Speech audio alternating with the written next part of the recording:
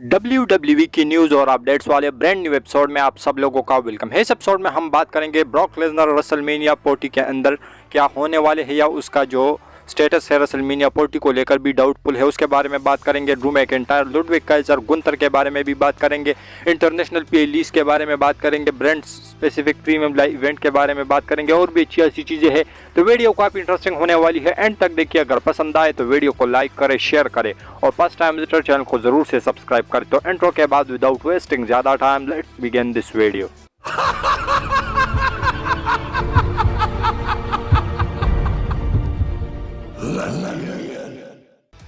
तो सबसे पहले बात करते हैं आज की AEW की डायनामाइट की शो की। तो आज AEW डायनामाइट के अंदर जो रिक फ्लेयर है उसका रिटर्न हमें देखने को मिला है और आज उन्होंने अपनी एंट्री कर ली है AEW डायनामाइट शो के ऊपर और वहां पर वो अब आगे से आप लोगों को देखने को मिलेंगे और वो वहां पर compete भी कर सकते हैं। तो आज एक स्टिंग का वो एक सेगमेंट था जिसके अंदर रिक फ्लेयर भी आए और अच्छा खासा क्राउड का रिएक्शन भी रिक फ्लेयर के लिए देखने को मिला।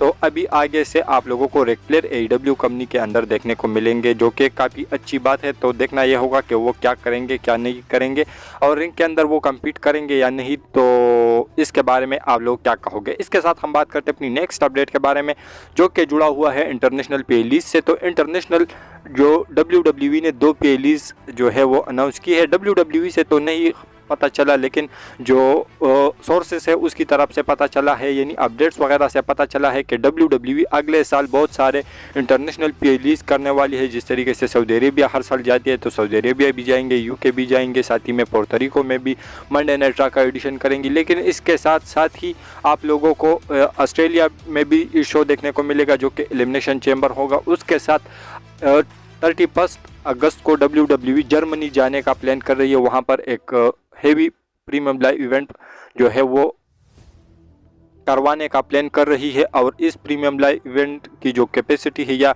इस प्रीमियम लाइव इवेंट का जो करंट लोकेशन है, जो स्टेडियम है या जो अरीना है, इसकी कैपेसिटी 70,000 के अराउंड बताई जा रही है। और साथ ही मैं आप लोगों को ये भी बताता चलूँ कि जो अपडेट्स आई है उसके अकॉर्डिंग WWE फ्रांस में भी जा रही है और फ्रांस के अंदर भी WWE एक शो करवाने वाली है अगले साल 2024 के अंदर। तो ये जो नए 2 कंट्रीज है इसके अंदर भी WWE अगले साल प्रीमियम लाइव इवेंट करवाने वाली है। तो ये काफ़ी ज़्यादा बड़ी खुशी वाली बात है। तो इससे जो अगला अपडेट है वो भी इसी से जुड़ा हुआ है। तो ये जुड़ा हुआ है लुडविग काइजर से। तो लुडविग काइजर के बारे में अपडेट निकल के सामने आ रही है कि लुडविग काइजर को अगले साल जो है काफ़ी मैसिव पुश मिलने वाला है और वो आप लोगों को जो है देखने को मिलेगा यही अगस्त के आसपास या अगस्त से पहले जो WWE है वो इस पुश को स्टार्ट करेगी। और इसका बड़ा रीज़न जो है वो ये है कि जो लुडविग काइजर है वो एक जर्मन सुपरस्टार है और इसलिए WWE उसको उस सुपरस्टार को जिस भी कंट्री का सुपरस्टार होता है तो वो उससे पहले उसको जो है बड़ा चढ़ा कर दिखाती है वहाँ की कंट्री के लिए, वहाँ के लोगों की खुशी के लिए।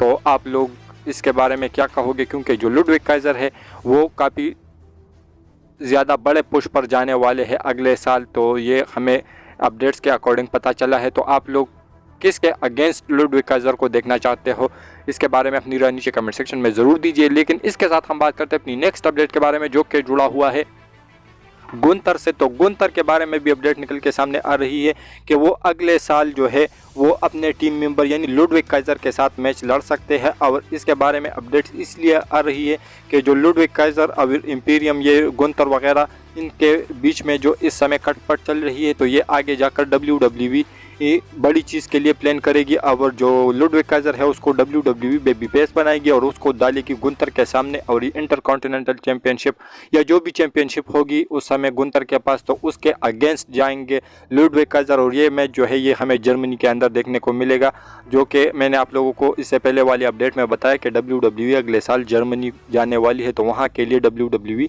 इस मैच को प्लान कर रही है। तो ये काफ़ी बड़ी न्यूज़ है लुडविग काइजर के लिए भी और गुंथर के फैंस के लिए भी कि वो आगे जाकर लुडविग काइजर यानी अपने टीम मेंबर के साथ ही जो है वो क्लैश करने वाले हैं। तो आप लोग इसके बारे में क्या कहोगे। इसके साथ हम बात करते हैं अपनी नेक्स्ट अपडेट के बारे में, जो कि जुड़ा हुआ है brand specific premium live events है। तो इसके बारे में अपडेट पहले ये आई थी कि WWE प्लान कर रही है कि brand specific premium live event जिस तरीके से पहले WWE करवाती थी, नो मर्सी जिस तरीके से WWE स्मैकडाउन की तरफ से करवाती थी, साथ ही में बैकलैश मंडे नाइट रॉ की तरफ से करवाती थी, तो ऐसे कुछ प्रीमियम लाइव इवेंट WWE करवाने का सोच रही थी। लेकिन अभी इसके बारे में अपडेट निकल के सामने आ रही है कि जो ट्रिपल एच है वो उन्होंने इस आइडिया को बिल्कुल ही रिजेक्ट कर दिया है और जो ट्रिपल एच है वो नहीं चाहते कि brand specific premium live event हो। तो ये काफ़ी सही डिसीजन भी है, क्योंकि सारे जो टिकट्स है वो आई थिंक मेरे ख्याल में जितने भी, सारे तो नहीं कहेंगे लेकिन जितने भी मोस्टली जो टिकट्स है वो रोमन रेंस की वजह से बिकते हैं। और अगर रोमन रेंस स्मैकडाउन की साइड होते हैं और साथ ही में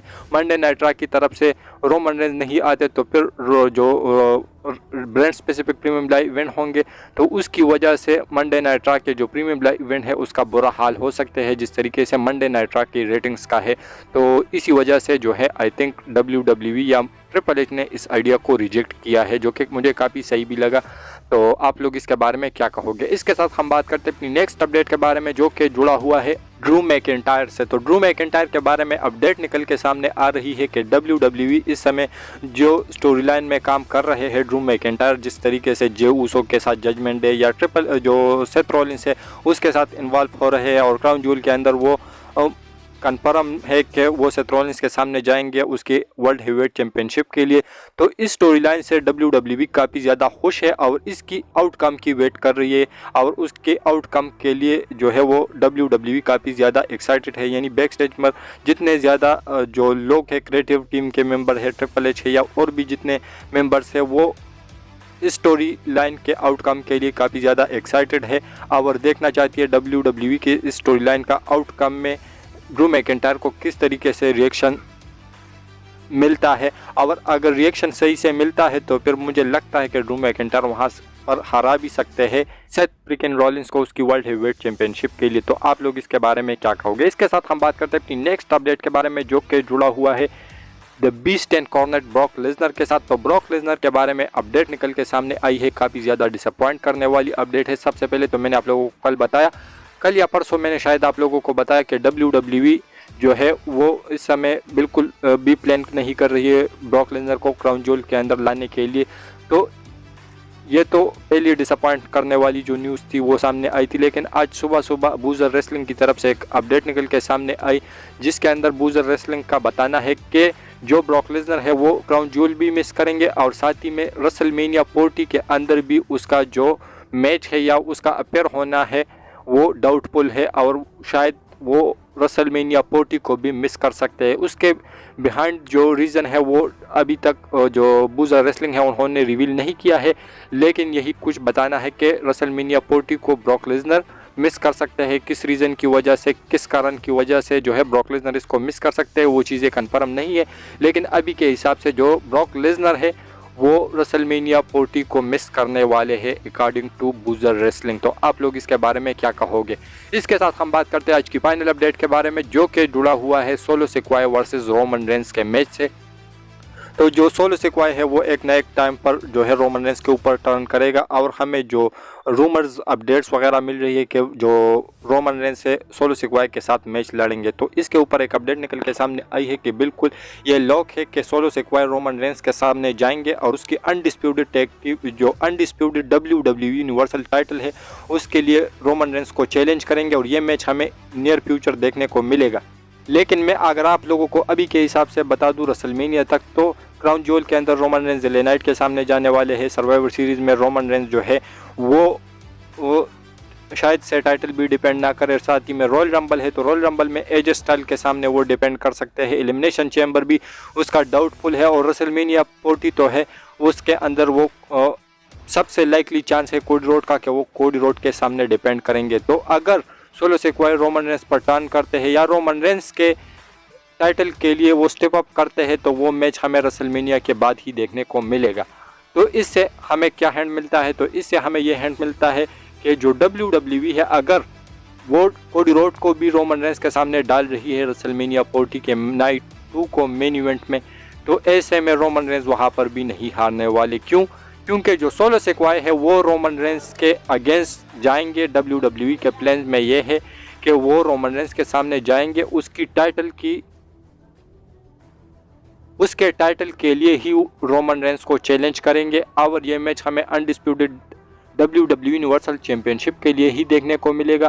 तो अगर WWE के प्लान्स में ही ऐसा कुछ है कि सोलो सिकोआ रोमन रेंस को टाइटल के लिए ही चैलेंज करेंगे, तो फिर मुझे नहीं लगता कि रोमन रेंस को रेसलमेनिया के अंदर कोडी रोड हराने वाले हैं। तो कोडी रोड के फैंस के लिए काफ़ी ज़्यादा डिसअपॉइंटिंग न्यूज़ है, लेकिन जो हकीकत है वो यही है अपडेट्स के अकॉर्डिंग कि रोमन रेंस जो है वो सोलो सिकोआ के अगेंस्ट अपनी टाइटल को डिफेंड करेंगे और नियर फ्यूचर में ये मैच हमें WWE करवाती हुई नज़र आ सकती है। लेकिन मैंने आप लोगों को रेसलमेनिया तक रोमन रेंस का शेड्यूल बता दिया कि इस प्रीमियम लाइव इवेंट में वो किसके अगेंस्ट में जो है वो WWE अपनी जो रोमन रेंस की टाइटल है वो किसके अगेंस्ट डिफेंड करने वाले हैं।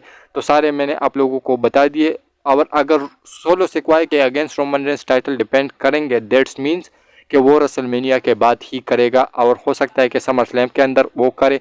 तो ऐसे में फिर कोडी रोड का वहाँ पर जीतना काफ़ी ज़्यादा मुश्किल है। तो ऐसे में और हाँ, साथ ही में ये भी बताया जा रहा है कि रोमन रेंस को लेकर WWE के ये प्लान्स है, काफ़ी हेवीली ये प्लान्स है कि रोमन रेंस के टाइटल रेंज से जो हल्क होगन का टाइटल रेंज का रिकॉर्ड है तो वो WWE तोड़ना चाहती है। और ऐसे में रोमन रेंस का जो टाइटल रेन है वो रेसलमेनिया के अंदर एंड नहीं होने वाला और वो रेसलमेनिया के बाद ही जाकर हल्क होगन के जो टाइटल रेन है उसको बीट कर पाएगा और उसको तोड़ देगा। तो ऐसे में यही कुछ अपडेट है Roman Reigns versus solo Sikoa के मैच को लेकर। तो आई थिंक कि आप लोगों को, आई होप कि आप लोगों को समझ आ गया होगा। तो इसके बारे में अपनी राय नीचे कमेंट सेक्शन में ज़रूर दीजिए। और हमारी जो आज की वीडियो थी वो यहीं तक की थी। अगर पसंद आए तो वीडियो को लाइक करें, शेयर करें और फर्स्ट टाइम विजिटर चैनल को ज़रूर से सब्सक्राइब करें, क्योंकि आप लोगों को हमेशा ऐसी इंटरेस्टिंग और लेटेस्ट वीडियो देखने को मिलती रहती है। तो मिलता हूँ आपसे बहुत ही ज़्यादा जल्दी किसी इंटरेस्टिंग वीडियो के साथ। तो until that time stay healthy and keep watching Russell catcher.